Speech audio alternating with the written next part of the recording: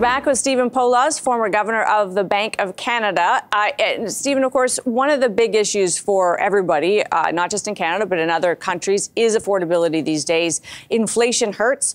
But we're seeing, of course, people demanding more on the wage side.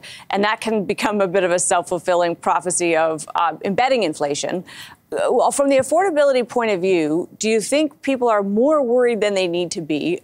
And should there be more focus from, not that the central bank can focus on it, but should it be in the mix of how central banks respond? Well, that's a very complicated question, and I'm not surprised that you've asked it. But the fact is, there's an awful lot going on which has nothing to do with that basic inflation question. We have, of course, plenty of signs right now of higher strike activity, higher wage settlements. The numbers are running pretty close to 5% on average. But what are the distortions? It's worth thinking about just for a moment. One is we know we have the gigantic retirement wave going on, people like myself exiting the workforce. Mm-hmm. How are companies responding to that? Well, one of the things they're doing is they're promoting the replacements of those managers early or recruiting them from outside early, so there's overlap. You'll note that the number of managerial jobs in the economy is growing at a double-digit pace during this transition phase. And that, of course, means that there's more managers, and therefore managers make about double on average what regular workers do. And so as a result, that's biasing up the wage numbers we're seeing. And on top of that, I think we're moving into an era where workers are actually going to be in short supply, probably for 30 years. We've had 50 years of baby boomers, lots of them, working around in the workforce and competing for jobs. I think the next era will be higher wages. And the way companies will manage that is by investing in new technology, AI, et cetera, in order to boost productivity to meet that higher wage. Watching that happen in real time is really confusing because it looks inflationary, right?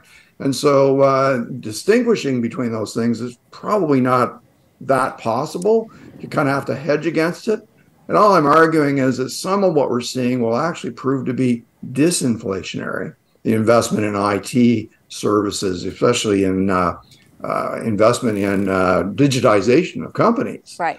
That doesn't show up as M&E in our usual investment line, but it's going to cut 10, 15, or 20% of costs out of companies. That's a disinflationary investment line. So I think all these things mean we're in a very complex situation, and we should not be assuming everything is a demand shock, because it clearly is not. So from that point of view, does that start to make the argument that our governments should be less reactive to the affordability problems? We are seeing this kind of response from government that involves spending, which itself can be inflationary. Do we need governments to be a little bit calmer in the face of what is real angst on the part of their the political citizens? Yes, I think behind a lot of this, there's an automatic wish, I think, to offset a rise in the cost of living. That, of course, I understand that driver. But if the price of, let's say the only thing that had happened is the price of oil had doubled and it was going to cost you more to drive your car, and that would speed up the transition to hybrids and electric cars. But, you wouldn't assume that you would somehow go in and get a wage increase to offset the higher price of gasoline for the rest of your days. And that's mainly what has happened to us. And so the cost of some things may be permanently higher. And over time, I think real wages are going to rise anyway for the reasons I just gave. And we don't need to be intervening, I think, in that way. We've got a safety net. People will still continue to use that safety net if they're truly in trouble, and we shouldn't be going out of our way to add to it at this particular time, especially given how much money was spent and borrowed since the pandemic arrived.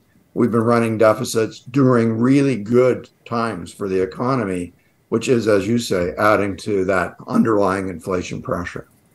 We're going to leave it there and come back after this short break. And coming up, we're talking to Stephen Poloz, former central bank governor, about the biggest risks to Canada's economy now. Stay with us.